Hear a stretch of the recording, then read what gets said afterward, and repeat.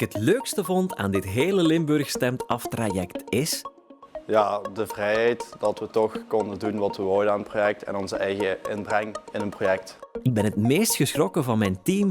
Van dat sommigen ideeën soms per se hun eigen ding willen doen en dan niet luisteren naar de rest. Kiezen voor techniek doe ik omdat...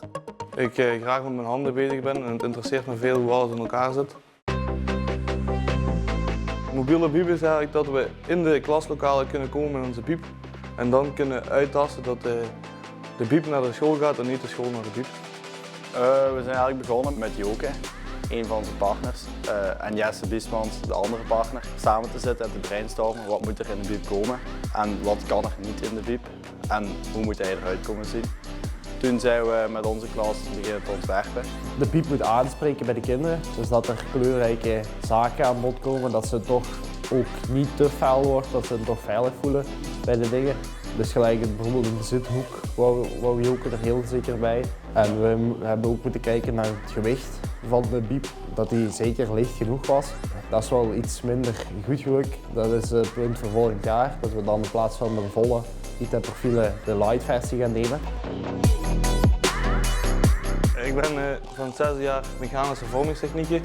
We hebben vooral geschetst en het frame gemaakt. Ik ben van het 6e jaar elektrotechnieken en we hebben met onze klas een lijst gemaakt van het materiaal dat qua elektriciteit in de mobiele biep moet komen. Het grote ruwe werk is al gedaan, maar vooral alle elektriciteit moet er ook nog in komen. Maar dat is pas voor als er meer van de mobiele biep af is, dan kunnen we daarmee beginnen. Het mooiste moment, vond ik, was toen we de eerste keer binnenkwamen zonder dat er iets besproken of nog niks was en zij eigenlijk al met hun voorstellen kwamen van kijk, dit kunnen we doen, dit zijn onze ideeën. met leerlingen samenwerken is leuk omdat ik gemerkt heb vanaf de eerste sessie dat leerlingen van het 6e middelbaar eigenlijk ongelooflijk matuur kunnen zijn en ik daar enorm verbaasd over was. Vooral al het niveau van de kennis die ze hebben, dat was zeker een aangename verrassing. En ook dat ze zelf al technisch konden tekenen met de onderdelen die dan ontworpen moeten worden. Ze gaan op de computer, ze kunnen direct laten zien wat ze bedoelen. Ze zijn er al heel goed in opgeleid eigenlijk. Dus het niveau is zeker iets wat mij heeft verrast. Ja.